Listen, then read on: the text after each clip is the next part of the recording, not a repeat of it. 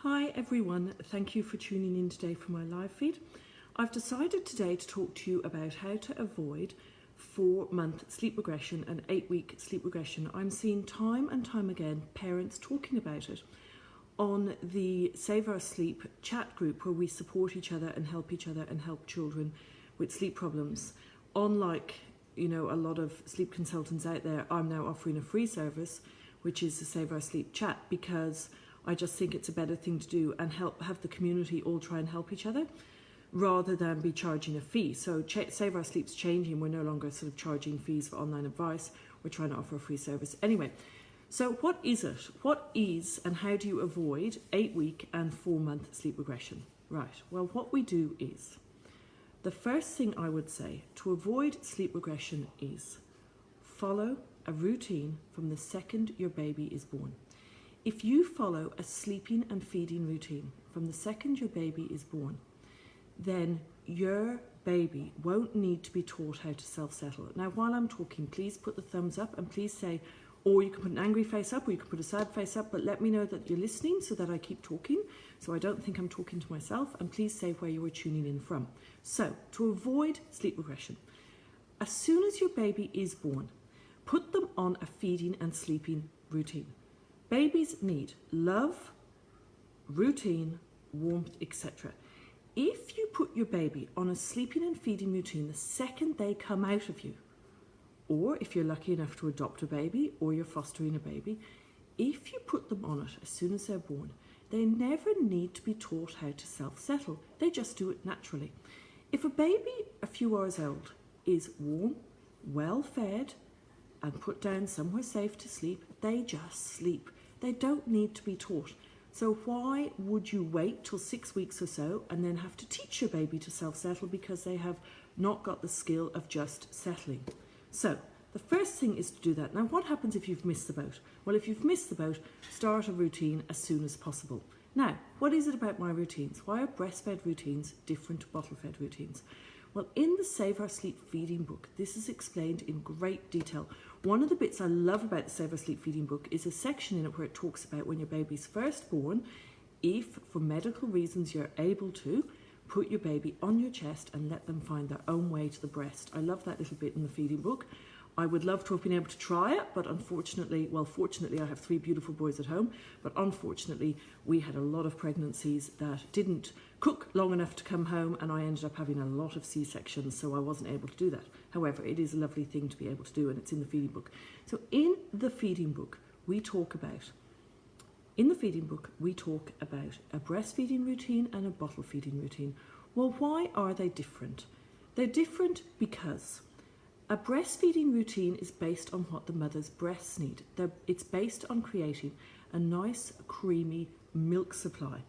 It's based on creating what a mother's needs are to produce this nice milk. A bottle feeding routine is based on the baby's needs because we don't have to worry about the consistency of the milk and so on. Now, the breastfeeding routine also has to take into advice avoiding engorgement, avoiding cracked nipples, etc. All explained in the feeding book in great detail. You're thinking, what's this got to do with sleep regression? Well, because if you're following a routine from the second your baby's born or as soon as you decide to, then your baby will not be hungry. So that's the first thing you've ticked off at that point. Your baby isn't hungry. If you are following the safe bedding guide, which I've linked to in this, and it is a guide, and lots of babies need a lot more bedding. They need the maximum bedding, not the minimum. If you're following the bedding guide, then your baby's cozy, warmth, etc. needs are met. Now, it's not necessarily that the baby needs to be warm. It's that they want to feel like they're back in the womb. They want the security of the blankets. They want the weight of the blankets. If you use a mixture of bamboo and cotton blankets over your baby, it creates like a weighted blanket. You would never put a weighted blanket on a baby, but you can, because the weighted blankets that you see them talking about for adults would not be safe for a baby. However, the bamboo cellular ones, and people get confused with TOG. They think if they go into Target or Kmart or somewhere and buy 3 0.2 TOG blankets and put them on top of each other, that will make the 0.6 TOG. TOG is a thermal rating of the 0.6 Save Our Sleep blankets. It won't, because when you put a layer on a leg, a layer on a layer of blanket, you create an air gap, and then the air gap increases the heat, etc. And it's not that simple. So things we would avoid with the Save Our Sleep bedding guide is bamboo sleeping bags. They are too warm. Wool sleeping bags, merino wool sleeping bags are too warm. You can use the bamboo cotton sheets under your baby, but don't use any other type of bamboo under your baby, or wool or over or under your baby, apart from in the Save Our Sleep blankets, because that's not on your baby's back, that's drooped over your baby, because the babies get too warm and you can't put enough of the blankets on. So you're following the bedding guide, you're following the feeding advice, and you're teaching your baby to put themselves to sleep. This can be done by giving them a comforter, which is a positive sleep aid.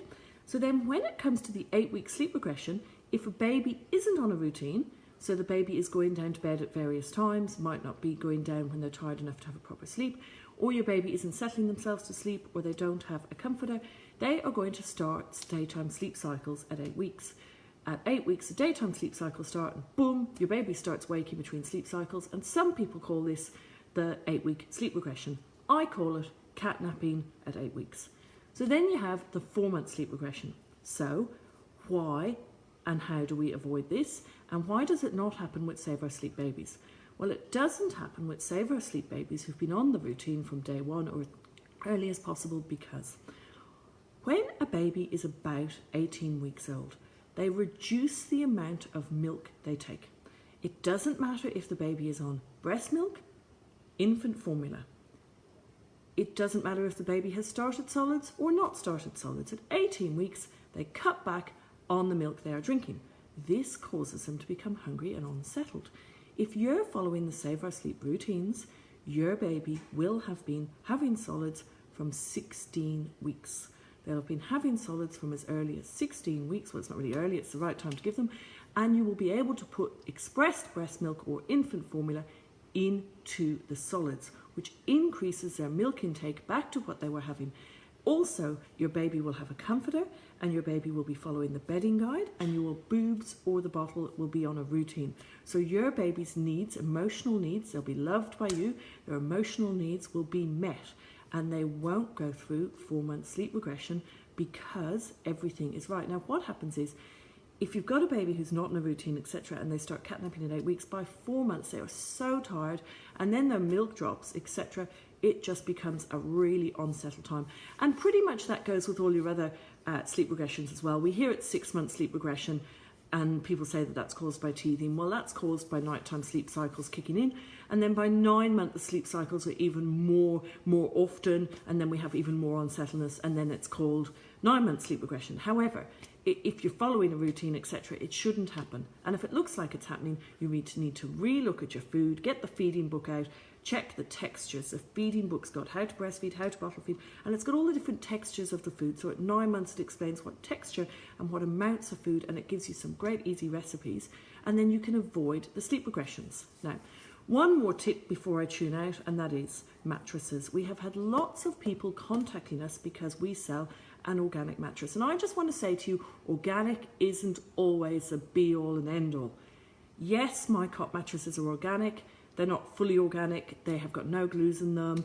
They've got good Australian springs in them, etc. The material is a cotton organic outer cover material. People think organic, organic, organic. That's not why I love my mattresses. They are made in a smoke-free local factory. Be very careful what mattress you are sleeping your baby on. If your mattress is made in a factory where people are standing outside smoking cigarettes and then coming, obviously it wouldn't happen in Australia, but a lot of mattresses, it might happen in Australia, actually it does, because we do know one factory where it happens. However, in other countries they might be outside smoking and then they're going to come inside and start handling your mattress. You can't wash it. So the mattress, it's more important that your mattress is smoke-free than it is organic. However, ours are organic, but we do have the one which isn't organic, and what's good about it is it's from a smoke-free factory. So that's my mattress tip, and I'm going to run off now, and thank you very much for listening, and that's my tips on the 8-week and 4-week sleep regression. Thanks for listening. Bye.